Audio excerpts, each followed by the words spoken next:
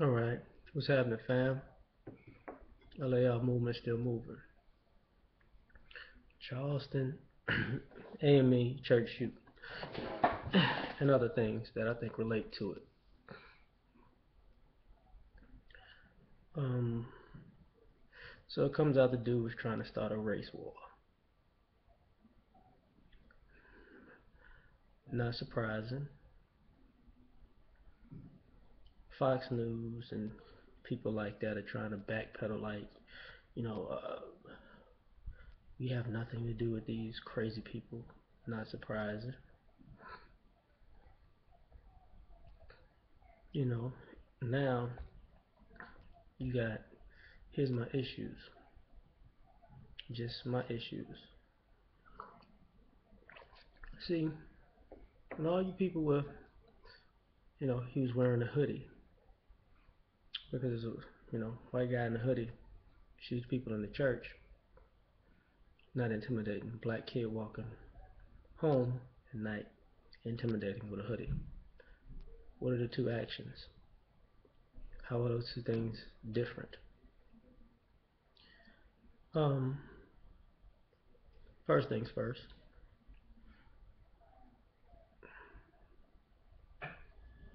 Don't say racism is dying out or dead or it's over because this is more people killed than the church bombing in the 60s with the four girls, if I am mistaken. So, for the same reason, start a race war. Now, with this race war thing that has been prevalent with this cat and Timothy McVeigh and Charles Manson and just countless people during the civil rights era. If y'all ain't figured this out yet, who's trying to start a race war? I mean, by the names I mentioned and the type of people I mentioned, who keeps trying to start a race war? Whose actions keep trying to instigate racial animosity?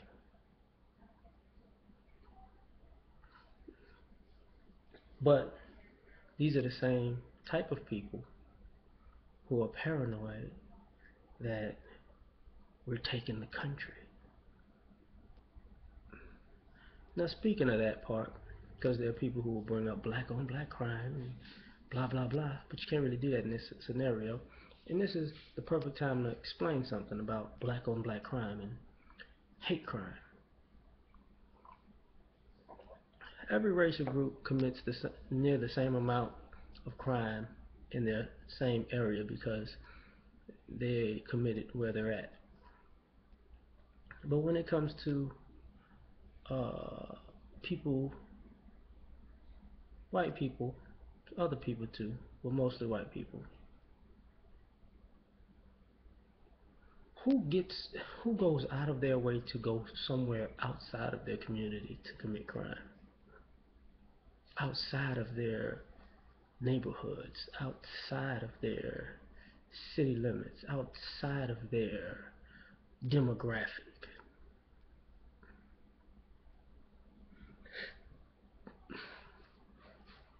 to the point where when we see when we see white people in our neighborhoods, we're used to seeing them because they're always there. We're not questioning them because they're always there. We're not looking at their intentions because they're always there, some reason or another. Now, taking forever, the guy call him a terrorist and all that. Here's the funny thing about terrorism: you can label this guy a terrorist, which you should. Will police brutality be terrorism? Yeah. Would media propaganda to make people paranoid, like Fox News and all these other storm fronts and all that other type of crap, be terrorism? Yeah. Would people using these as excuses to feel some type of way and call the police to execute kids like, Tamir Rice or Crawford, you know, or the fight out there in McKinney. Will we call the people who instigate those things terrorists? Should we call them? Yeah, which is a problem because you're not seeing that. You're not really seeing that because I mean, let's be honest. The same people who use the term terrorism that do terrorist type things can't report on themselves. That's why America, the American view of America within the country, and the American view of America outside of the country is two completely different things. Because we don't seem to see other people's perspective in this country. Some, when it's critiquing. Now, all the people like, man, how did this atmosphere come about? Let's be honest, man. How long did it take for y'all to lose your minds after Barack Obama got elected the first time? Not that long. Been going downhill since then. Got him scared to talk about race, which is ironic to me because the more this stuff keeps happening, I think it for him in particular, the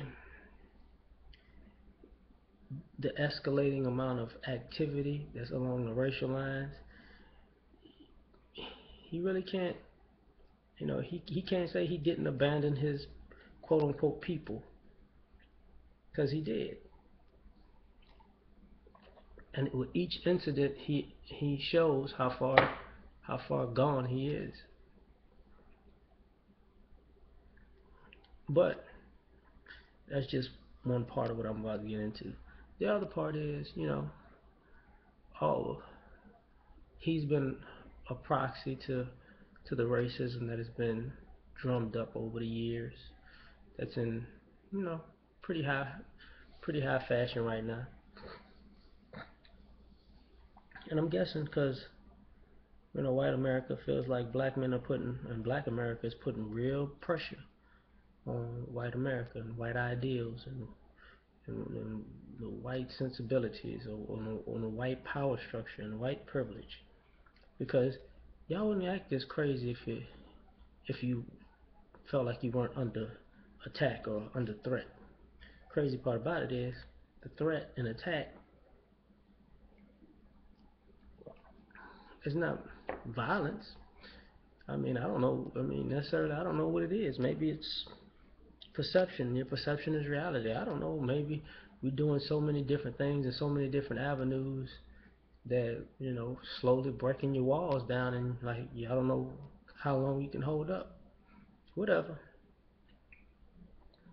But it looks crazy. That's what I can say. It looks crazy. Um,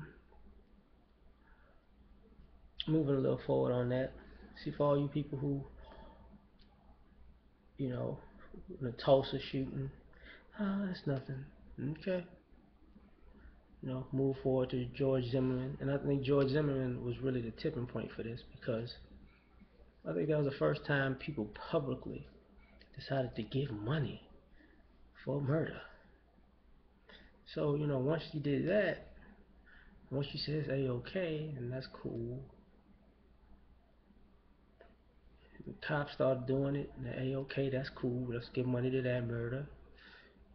Other people started doing it, that's cool, let's give money to that murder. Then other people started doing it and starting to try to raise money, because they figure, hey, this is a hustle too now. And white people love killing black people, or rewarding people for killing black people. So hey, you gotta be a hero or a millionaire or a celebrity or something, right?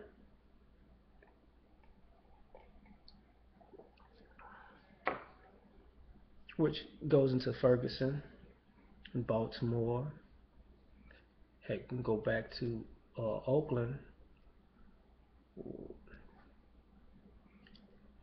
And the funny part is, black people need to calm down, be peaceful. And what happens? Y'all will send troops and cop cars and military artillery and snipers and rifles to see if these black people should calm down. The same way you get bikers to go up to a mosque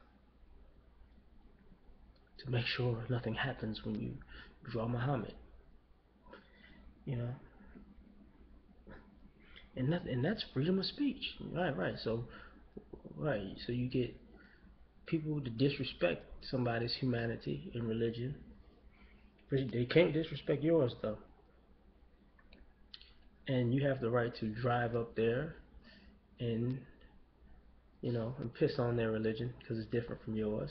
But then people of the same religion but different races, not that far afterwards, get preyed upon, shot, and killed. Because you would assume they're all Christians, right? White guy from America, black church in America, Christian church, mm, white supremacist Christianity. But all of this, acting like none of this is really what it is, and all of these different things are isolated incidents when you can clearly see they're not. I mean, damn, Charleston, man gets shot in the back by a cop. Tried to plant a taser on him to make it look good. Got filmed. Got caught. One of the pastor of the church that got killed, just happens to be one of the pastors that was there speaking out against this at a historic black church.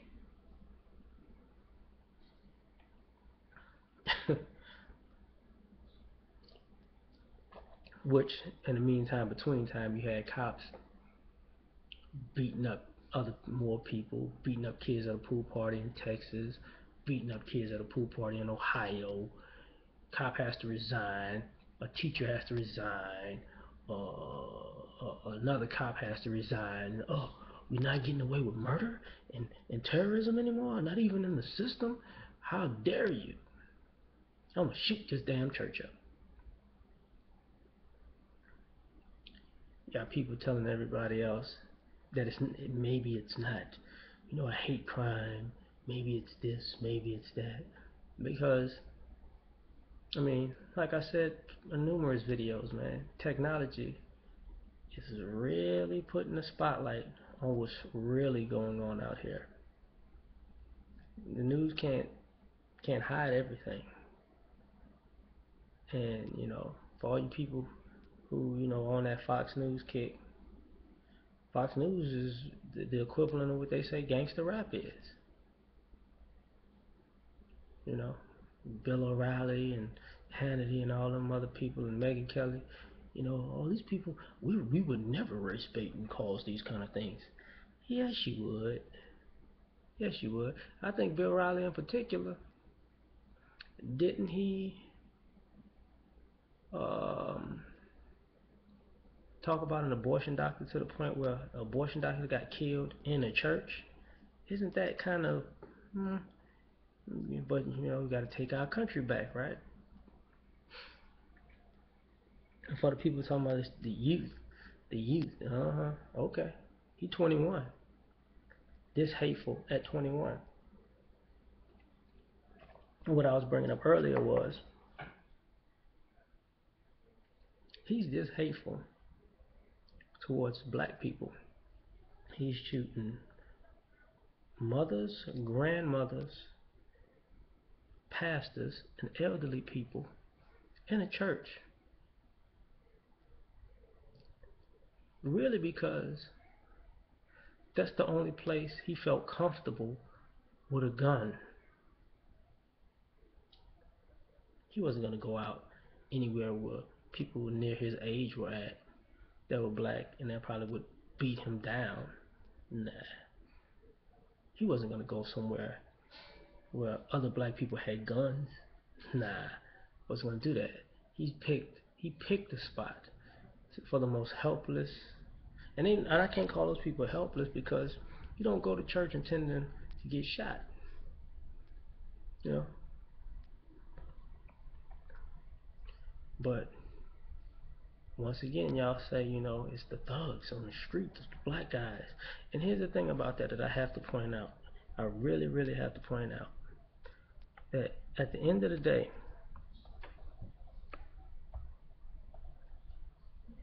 y'all cannot ignore how much you go out of your way to cause these problems. You really can't. Because now it's to the point where there's nothing to say at all. Because at the end of the day,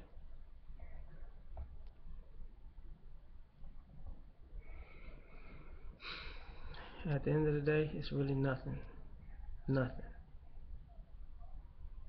Nothing other than we're teaching this in our homes, we're lying about it in public, but we're doing the actions. Because it's not what you say, it's what you do. And we can see clearly, evidently, what's going on and what people do on a regular basis. We can clearly see the difference between uh, kids in Texas and biker gangs. We can clearly see the difference between terrorists, murderers, and people who get in a fight. I mean, we can clearly see the difference between vilifying a kid from walking home because he must have been a thug because he has a hoodie on, and saying the guy is super innocent, you know, or letting another guy shoot up a whole gas station at a car full of kids and drive 2 hours away to a hotel. Like, I can just, you know, it's nothing. It is what it is. That's why I say, this AME church shooting, amongst other things. I mean, obviously, it's not. You are pushing for a race war completely because you ain't doing nothing to stop it. And just like the good cop, bad cop thing, how I did videos about MGTOW, and we're all brothers. See, MGTOW brothers kind of I don't hear you when it comes to stuff like this, but we're all brothers. We need to have a coalition. Coalition. I don't hear y'all when it comes to stuff like this, but we're all brothers. You know, because if we, a Muslim might jump on board because hey, Muslims are looked at as terrorists. Okay, I mean, I understand what you're doing. I get that but you throwing yourself in the mix. You ain't just gonna be on the team on this one. You gotta interject your little 2 cents. But I don't hear other races, other religions. I don't hear LGBT community jumping out on this kind of stuff. I don't. That's why I got my hands up. I don't hear that. I don't hear glad. No, no, no. Transgender. And before I go, this is why I ain't never said anything about the Rachel lady that is pretending to be black, the NAACP. She wasn't doing anything to harm the community. She lied. Oh yeah, she did lie. It's a silly lie. Gotta say that. But she wasn't doing anything to harm anything. This is harmful. But I don't hear anybody other than, you know, I'm out, man.